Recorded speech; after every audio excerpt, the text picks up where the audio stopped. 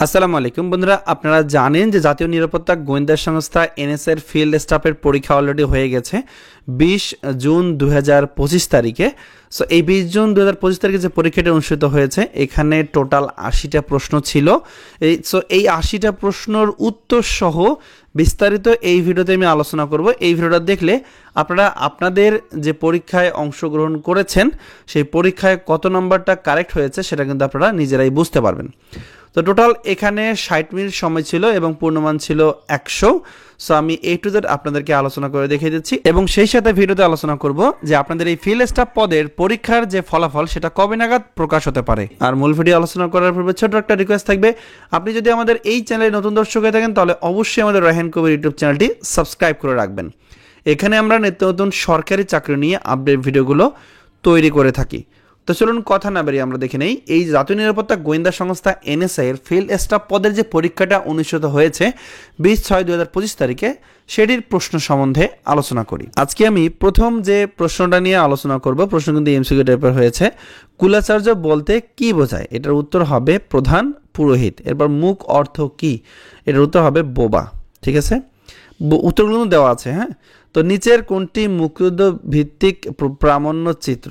এটার কিন্তু দুইটা উত্তর, দুইটা যে কোনো একটা দিলেই আপনার সঠিক বলে বিবেচিত হবে। সেটা হচ্ছে 1 নম্বরে হচ্ছে দেখেন মুক্তির কথা এবং ঘ হচ্ছে মুক্তির গান। অনেকে কনফিউজ হতে পারে, বাট এই দুইটা যে কোনো একটা দিলেই কিন্তু আপনার এই প্রশ্নের উত্তরটা হয়ে যাবে। এরপর আকাশ শব্দের প্রতিশব্দ কি?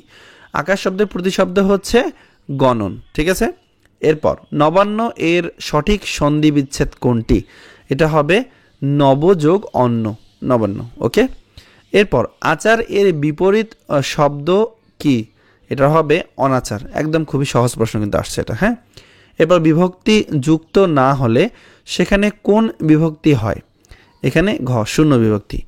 বাংলা সাহিত্যের প্রথম নাগরিক কবি কে? এটার উত্তর হবে ভারতচন্দ্র রায়।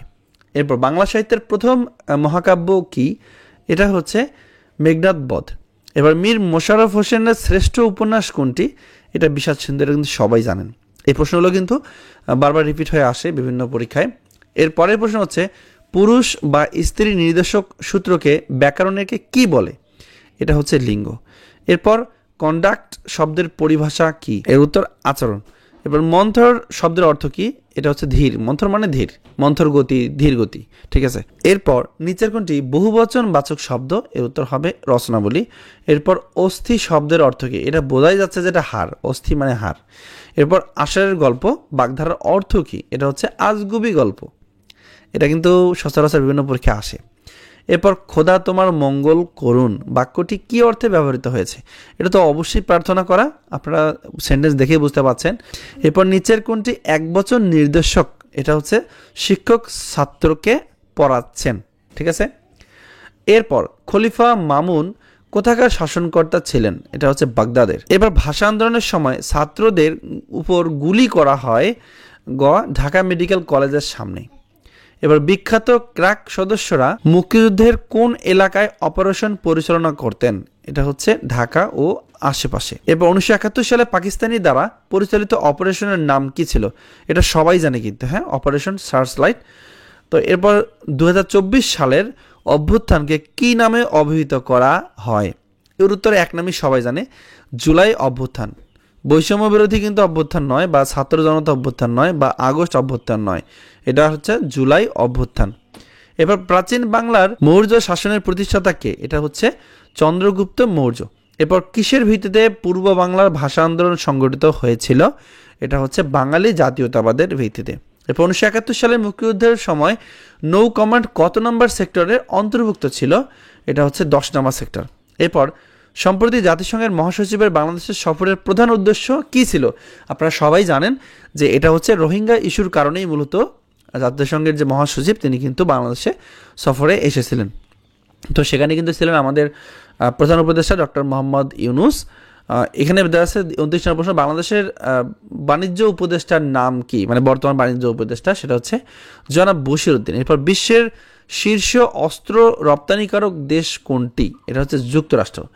সম্প্রতি ভারত নিয়ন্ত্রিত কাশ্মীরের কোন স্থানে সন্ত্রাসী হামলা হয়েছে? এটা তো পেহেলগাম। ঠিক আছে, এটা কিন্তু রিসেন্ট যে ঘটনাগুলো ঘটে গেছে সেখান থেকে কিন্তু আসছে। এরপর ন্যাটোর সদর দপ্তর কোথায়, এটা সবাই জানে, ব্রাসেলস। এরপর বিমস্টেকের বর্তমান সভাপতি কোন দেশ, সেটা হচ্ছে ক বাংলাদেশ। এরপর বাংলাদেশের সর্বাধিক জনশক্তি রপ্তানি করে কোন দেশে, এটা হচ্ছে সৌদি আরবে। কতদিন পর পর একজন সুস্থ মানুষ রক্ত দিতে পারে, এটা হচ্ছে 90 দিন পর বা 3 মাস পর। বর্তমানে বাংলাদেশের পুরুষ টি-20 দলের অধিনায়ককে, এটা হচ্ছে লিটন কুমার দাস, এটা সবাই জানেন। এরপর বাংলাদেশের ও ভারতের পৃথককারী নদীর নাম কি, এটা হচ্ছে হারিয়াভাঙ্গা। এরপর কোনটি আবিষ্কারের ফলে এখন ঘরে বসে অফিসের কাজ করা সম্ভবপর হচ্ছে। এই একটা প্রশ্ন কিন্তু অনেক কনফিউশন তৈরি করে, যেমন ল্যাপটপ, কম্পিউটার, মোবাইল, ইন্টারনেট, এটা কিন্তু ইন্টারনেট হবে, ঠিক আছে, কনফিউশন তৈরি করে। এরপর নিচের কোনটি সোশ্যাল প্ল্যাটফর্ম নয়, তো টুইটার, ইনস্টাগ্রাম, ফেসবুক, এই তিনটাই কিন্তু সোশ্যাল প্ল্যাটফর্ম। এই বিংটা হচ্ছে একটা সার্চ ইঞ্জিন, সো এটার উত্তর হবে এই খ, এটা কিন্তু নয়। এরপর স্কারভি রোগ কিসের অভাবে হয়ে থাকে, এটা ভিটামিন সির অভাবে হয়ে থাকে। এরপর দেখেন এখানে দেওয়া আছে change the following from passive voice to active voice. এখানে কিন্তু প্যাসিভ ভয়েস থেকে অ্যাক্টিভ ভয়েস তৈরি করতে হবে, যেমন I am being help by my brother, এর উত্তর কিন্তু my brother is helping me. তো ইংরেজিগুলো দেওয়া আছে, যদিও ভাই এখানে প্রশ্নগুলোর উত্তর সহ আমি দিয়েছি, আপনারা খুব সহজে ডাউনলোড করতে পারবেন। ভিডিওটা দীর্ঘ হয়ে গেলে অনেকেই আবার বিরক্ত হয়ে যান, এই কারণে যারা এই পিডিএফ ফাইলটা নিতে চান, মানে এই যে পরীক্ষাটা হয়েছে এর পিডিএফ ফাইলটা উত্তর সহ নিতে চান, তারা আমাদের হোয়াটসঅ্যাপ নাম্বারে যোগাযোগ করবেন, ঠিক আছে। হোয়াটসঅ্যাপ নাম্বারটা আমাদের ভিডিও ডেসক্রিপশন, এবং আপনারা অলরেডি ভিডিওটা যদি দেখে থাকেন তাহলে কিন্তু আপনাদের যে স্ক্রিন সেখানে কিন্তু আপনারা হোয়াটসঅ্যাপ নাম্বারটা পেয়েছেন। এখানে বাংলা থেকে ইংরেজি এবং গণিত সাধারণ জ্ঞান থেকে প্রশ্ন হয়েছে। এখানে দেখেন মাননীয় অঙ্কও দেওয়া আছে, পিতা পুত্রের অঙ্ক দেওয়া আছে, এবং এখানে কিন্তু জোর বিজোড় সমসংখ্যক যে মধ্যক কত হবে সেগুলো কিন্তু দেওয়া আছে, ঠিক আছে, সুদ কথা সহ অন্যান্য অঙ্কগুলো দেওয়া আছে। এগুলো দেখলে বুঝতে পারবেন বীজগণিত, পাটিগণিত দুটো থেকে অঙ্ক এসেছে। আপনারা আশা করি বিষয়টা বুঝতে পেরেছেন। এখন বলে দেবো, ভিডিওর শুরুতে আমরা যেমনটা বলছিলাম যে এনএসএর ফিল্ড স্টাফ পদের যে পরীক্ষাটা হয়েছে, যে প্রিলি পরীক্ষা, এটার রেজাল্ট কবে নাগাদ হতে পারে।